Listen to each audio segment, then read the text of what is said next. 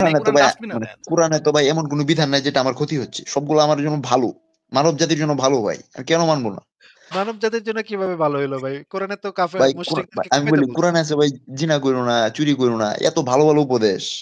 পড়েন নাই নাকি? আপনি পড়ছেন তো, মানতেছেন না কেন? জিনা করব না কেন? জিনা আপনি প্রেম-টেম করেন না ভাই? না ভাই আমি মুসলিম ভাই, না। প্রেম-টেম অসম্ভব। করেন না। একবারে খাটে উঠান নাকি? আরে না ভাই আমি বিবাহ করব। আপনি খাট-ফাট বলতেছেন কেন? আমি তো একদম হালাল একবারে মুসলিম। খাটে তুলবেন নাকি?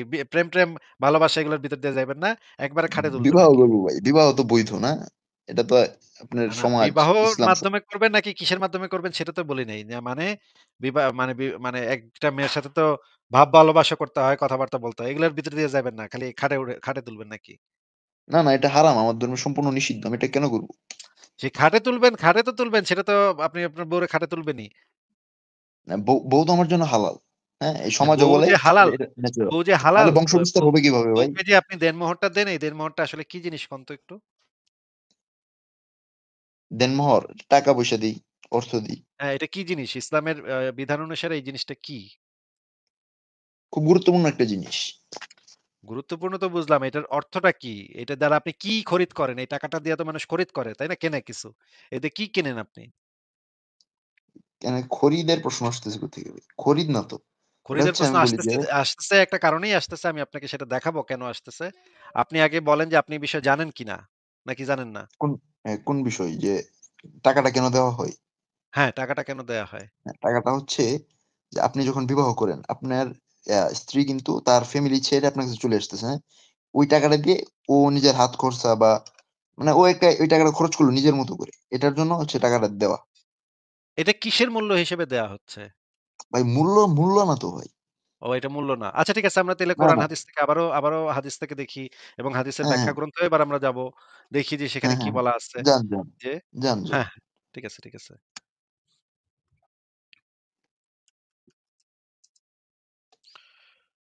ঠিক আছে আমরা তাহলে সেটা বের করে দেখি যে এখানে আ এই বিষয়ে কি বলা আছে সেটা আমরা একটু দেখে নেই। যে হ্যাঁ, হ্যাঁ। এই দেনমোহর জিনিসটা, এই জিনিসটা আসলে কি? ইসলামের বিধান অনুসারে এই দেনমোহর জিনিসটা কি? সেটা আমরা একটু কোরআন হাদিস এবং হাদিসের যে ব্যাখ্যা গ্রন্থ সবকিছু থেকে আমরা দেখব না অসুবিধা নেই। হ্যাঁ, হ্যাঁ। একটু দেখেন তো এখানে কি লেখা আছে একটু পইড়া শোনান তো আমাদেরকে। এই জিনিসটা আগে ১ম এ দেখাচ্ছি যে এই জিনিসটা এইটা কোন গ্রন্থ থেকে? এটা হচ্ছে আহকামুল হাদিস গ্রন্থ থেকে হ্যাঁ, বিবাহ অধ্যায়। আ একটু পড়েন তো যে মাহর যে দেনমাহর এইটার হুম। সংজ্ঞাটা কি একটু পড়েন তো ভাই? হচ্ছে অর্থাৎ স্ত্রীর যৌনাঙ্গ উপভোগ করার বিনিময়ে স্বামী কর্তৃক স্ত্রীকে যে সম্পদ দান করা হয় তাই মোহর। অর্থাৎ যে সম্পত্তির বিনিময়ে মহিলার যৌনাঙ্গ হালাল হয় তাই মোহর। হ্যাঁ।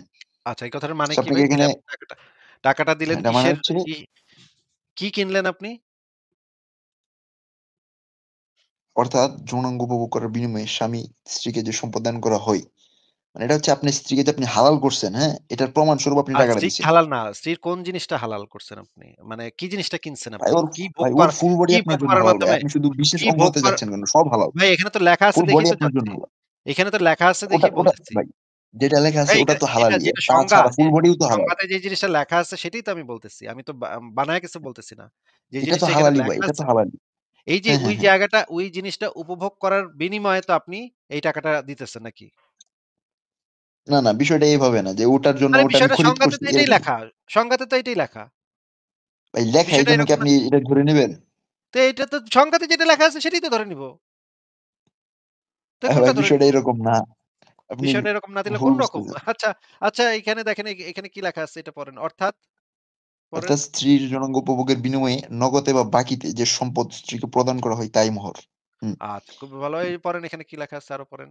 অর্থাৎ বিবাহ বন্ধনের সময় স্বামী কর্তৃক স্ত্রীকে যা প্রদান করা হয় তাই মোহর। মোট কথা হলো বৈবাহিক সম্পর্কের সময় স্বামী স্ত্রীর বিশেষ অঙ্গ থেকে স্বাদ উপভোগ করার বিনিময়ে স্ত্রীকে যে অর্থ প্রদান করা হয় তাকেই মোহর বলে। হুম। আচ্ছা এই লাইনটা একটু পড়েন তো। তাদের নিকট বিবাহ হচ্ছে ক্রয় বিক্রয়ের ন্যায়। বা এটা আচ্ছা কাদের বিবাহ বলা হচ্ছে? এই অ্যা যে এখানে সুফ যারা বিয়ে মোহরের এই যে ইমাম শাফি, আহমদ, সুফিয়ান সাউরি, ইসহাক প্রমুখের মতে। ইমাম শাফি, ইমাম আহমদ এরা হচ্ছে সবচাইতে বড় ৪ মাযহাবের ২ হ্যাঁ, ২ হ্যাঁ ২ ভাই। ও ইমাম ও ও এরা। ও মাযহাবের বড় ইয়া দেখে তার এই মতামত নিতে হবে এটা তো কোনো কথা নাই, হ্যাঁ? হ্যাঁ, অবশ্যই, অবশ্যই আপনার কথা কি নিতে হবে হ্যাঁ। তাইলে? মাযহাবের ইমামদেরকে না নিয়ে আপনার মতো সুনাহাগার কাছ থেকে মতামত নিতে হবে নাকি? আরে ভাই ওয়াও! চুনাহাগা যে ফ্যান্টাস্টিক কথা। বলতেছেন আমি বলি। আপনি আপনার ডিরেক্ট অবশ্যই সাহাবী আপনি নবীর কাছে যান আপ ভাই। আ আমরা ৪ মাযহাবের ইমামদের মতামত নিব না। সুনাহাগা মাদ্রাসা ছাব আ নওম সাহেবের কাছ থেকে মানে ইসলাম শিখব। ভাই অবশ্যই শিখব আমারটা ভাই। যদি এই আমারটা এই যদি জায়গাটা একটু পড়ে দেখান। নবী এবং এই সাহাবী থেকে এই প্রমাণিত হয় এই আপনি নিতে বাধ্য। এই যে এই জায়গাটাতে কি লেখা একটু পড়ে শোনান ভাই। হ্যাঁ, যে স্বামী-স্ত্রীর যৌনাঙ্গ উপভোগ করার বিনিময়ে তাকে প্রদান নগদ বা অর্থ স সম্পাদনকে মোহর বলি। হুম। আচ্ছা ঠিক আছে, খুব ভালো পড়ছেন। এবার আমরা আ সরাসরি এখান থেকেও পড়ি। এখানে এটা একটু পড়েন তো এখানে কি বলা আছে? ন এই রাসূল মহিলাকে করিম হুম, রাসূল করিম বলেছিলেন, "তোমার যতটুকু কুরআনি ইলম আছে তার বিনিময়ে আমি" এখান থেকে পড়েন।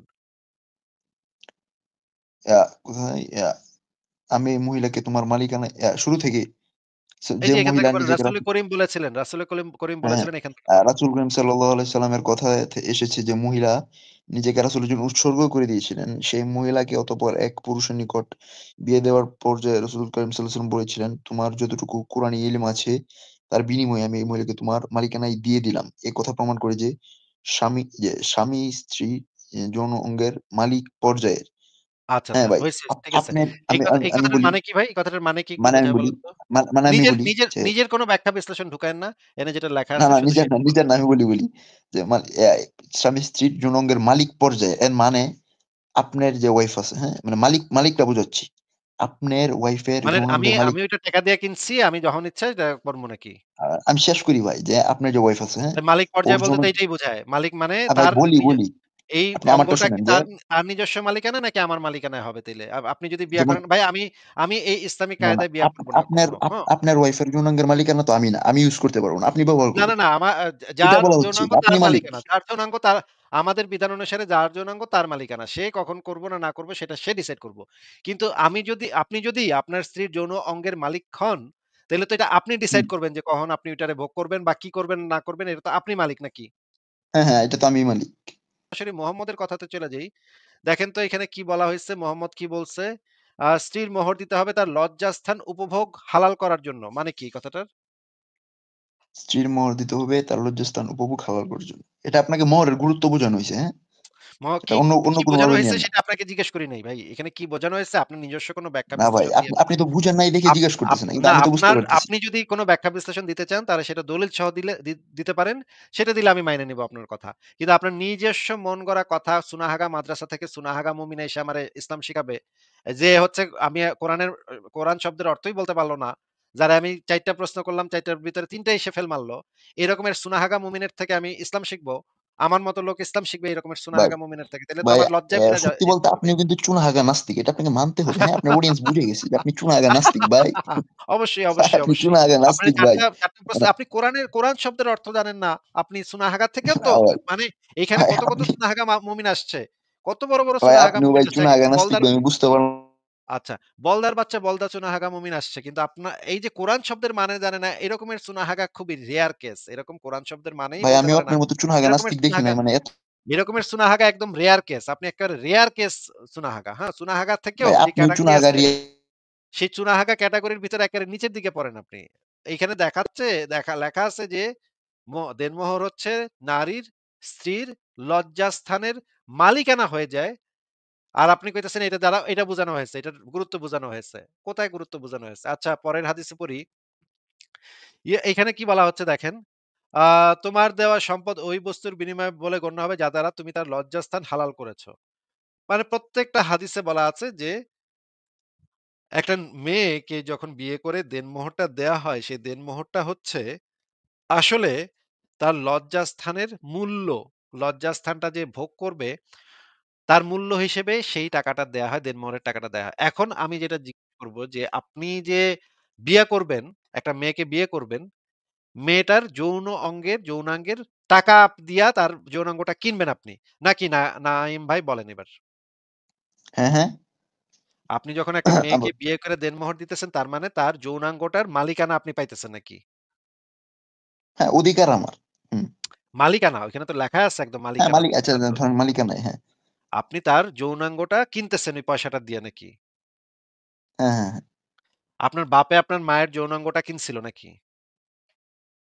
মানে বুঝলাম না। আপনার বাপে আপনার মায়ের মানে দেনমোহর দেয় নাই? না ওটা কিনে নাই। আপনি শব্দটা ভুল চয়ন আরে ভাই করতেছেন। ওটা মালিক, কিনে নাই।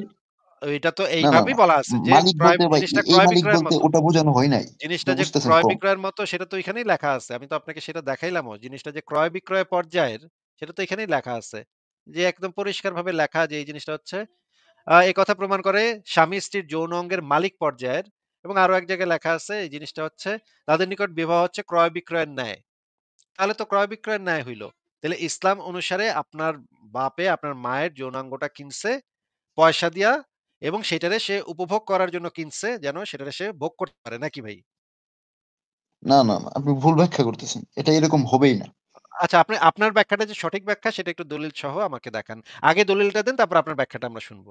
ভাই এটার দলিল ভাই এই লেখাটাই ভাই, হ্যাঁ? এই লেখা পড়ে আমি এটা বুঝতেছি আপনি ভিন্ন মত নিচ্ছেন। এটা আপনার আচ্ছা। মিস্টেক। এই লেখা পড়ে আপনি কি বুঝছেন যে এটা এখানে কোনো ভাই লজ্জাস্থানের এটা ভাই মালিকানা-টালিকানা আমি কিছু বলি নাই? এটা আপনাকে বলা হচ্ছে যে এই যে যেমন আপনার স্ত্রীর যৌনাঙ্গের মালিকানা যেমন আমি না। আমি চাইলে আপনার স্ত্রীকে সেক্স করতে পারব না। আপনি এই আমা বিষয়টা হচ্ছে আমার এরকম। আমার স্ত্রীর যৌনাঙ্গের মালিক সে, আমার যৌনাঙ্গের মালিক আমি।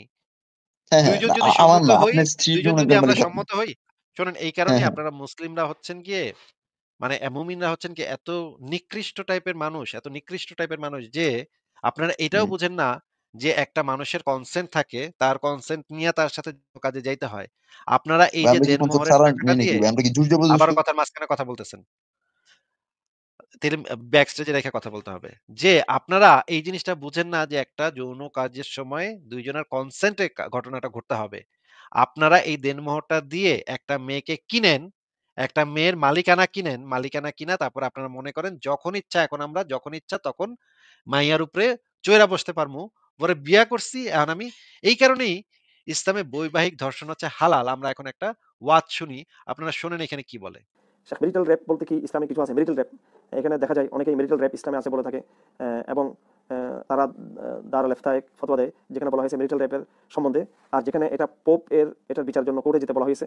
এখানে আমি সংশয় আছি মেরিটাল রেপ নিয়ে। প্লিজ মেরিটাল রেপ ইসলামে কি বলে বিস্তারিত জানাবেন আমাদের আলোচনা দর্শক। আমি জাস্ট এখন প্রশ্ন উত্তরে চলে গেছি। মেরিটাল র্যাপ যেটা এটা বলা হয় অর্থাৎ বৈবাহিক দর্শন, এটার নাম হচ্ছে বৈবাহিক দর্শন। এই শব্দটা আসছে এই কুখ্যাত জাতিসংঘের যে সিরো যে ঘোষণা, তাদের যে নারী অধিকার নারী নীতি, এইসব জায়গা থেকে আসছে। বাংলাদেশ মহিলা পরিষদ, এখানে নানা রকম এনজিও আছে। তারা বিগত তত্ত্বাবধায়ক সরকার আমলে এবং বিএনপির আমলে, বিশেষ করে আওয়ামী লীগ আমলেও তারা বহু চেষ্টা করেছে নারী নীতি পাশ করার জন্য। সেখানে এই সমস্ত শব্দগুলো তারা আবিষ্কারগুলো আমাদের তো এখানকার মুসলমানদের তো প্রগতিশীলদের নিজস্ব কোনো প্রোডাক্ট নেই তাদের। তারা সবসময় বাইরে থেকে আমদানি করে শব্দ পরিভাষাগুলো। এটা কি মেরিট র্যাপ? মেরিট হলে আবার সেটা র্যাপ কিসের হয়? আবার বিয়ের মধ্যে আবার র্যাপ কিসের? তো অর্থাৎ তারা বলতে চাই স্বামীর অধিকার নাই যে বিবিকে স্ত্রীর জন্য, স্ত্রীকে বা বিবিকে সহবাসের জন্য তাকে বাধ্য করা। ইসলামের কোনো পরিভাষা নেই, ইসলামের কোনো পরিভাষা নাই।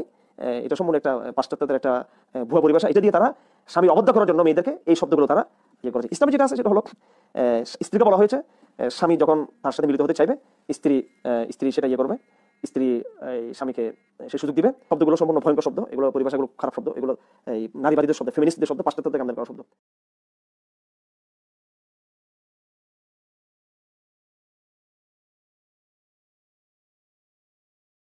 আসিফ ভাই আপনি মিউট হয়ে বলতেছেন মনে হয়। ও সরি। আমি মিউট করে বলতেছিলাম যে কি একটা অবস্থা চিন্তা করছেন যে তারা এই লজ্জাস্থান ভোগ করতেছে সেটার জন্য পয়সা দিতেছে। এই দেনমোহর জিনিসটা হইতেছে সেই লজ্জাস্থান ভোগ করার পয়সা, এবং তারা এটা দেওয়ার মাধ্যমে নারীর লজ্জাস্থানটা কিনা নিতেছে, মালিকানায় চলে যাচ্ছে, তারা মালিক হয়ে যাচ্ছে ওই জিনিসটার। কি বীভৎস ব্যাপার চিন্তা করছেন আপনারা, মমিকা ভাই, এই জিনিসগুলা মানে একটা সুস্থ মানুষ এই জিনিসগুলা মনের ভিতরে ধারণ করে কিভাবে? আ তাদের কি তাদের কি মানে মা নাই? তাদের কি বোন নাই? তারা কি এই জিনিসগুলা দেখে না?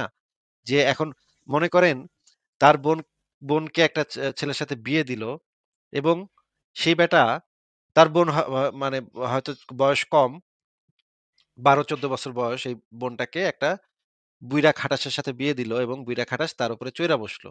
এখন তার বোন যদি আইসা তাকে বলে যে আমাকে অনেক জোরে করে, আমার অনেক ব্যথা লাগে, আমার অনেক রক্ত বের হয়, আমি তো পারতেছি না। এইটা নিতে পারতেছি না আমি। কিন্তু এটা হুম। তো সেই মেয়েটার বলারও অধিকার নাই। কারণ সেই লজ্জাস্থানের মালিকানা তো তার স্বামী নিয়ে গেছে। তাই না মমিকা ভাই, কি বলেন? অবশ্যই অবশ্যই ভাই। এই জিনিসটা ভাই ম্যারেজ তো হইতে হবে দুইজনারই কনসেন্ট অনুযায়ী, যে দুইজনই যেখানে হ্যাপি, এখানে কারোর কোনো মানে ওভার পাওয়ার কেউ থাকবে না, দুইজনই ব্যালেন্স করে সংসার করবে দুইজনই। ইভেন যদি মনে হয় বউ স্বামীরটা ভোগ করবে, স্বামীও বউরটা ভোগ করবে, এখানে তো কোনো মালিকানার কোনো ব্যাপার আসছে না। কিন্তু ইসলামে কিন্তু এটা ভাই সবসময় একমুখী। আপনি নারীদেরকে খতনা করে তাদেরকে আগে সেই যে যৌন সুখের যেই চাহিদাটা আছে সেটা সম্পূর্ণ ধ্বংস করে দিবেন, আর নিজেরটা কাইটটা কুইটটা বাইর করে সেটা আপনি আবার হইলো মানে নিজেরটা অপটিমাল করবেন, নিজেরটা নিজের প্লেজারটা ম্যাক্সিমাইজ করবেন, এবং নারীদেরকে সম্পূর্ণরূপে বঞ্চিত করবেন। আর এই মুমিনেরা এইগুলাকে ডিফেন্স করতে আসে আসিফ ভাই। এবং মানে সরাসরি বলতেছে যে এখানে লেখা আছে একরকম কিন্তু আমাদের বুঝতে হবে আরেক রকম। হুম। কি ভাই, অদ্ভুত মুমিনেরা, অদ্ভুত ভাই, অদ্ভুত মুমিনেরা। ঠিক আছে মমিকা ভাই, তাহলে আমরা পরের জনের কাছে চলে যাই। এই মুমিনের সাথে কথা বলার মানে কোনো ইয়া নেই। এই হুদাই মুমিন ভাই গেছে, ভাই গেছে, পুরাই গেছে। হুদাই সে নিজে তাফসীর করব, নিজে মানে নিজের বুঝবো। ঠিক আছে, পরের জনকে তাহলে যুক্ত করি।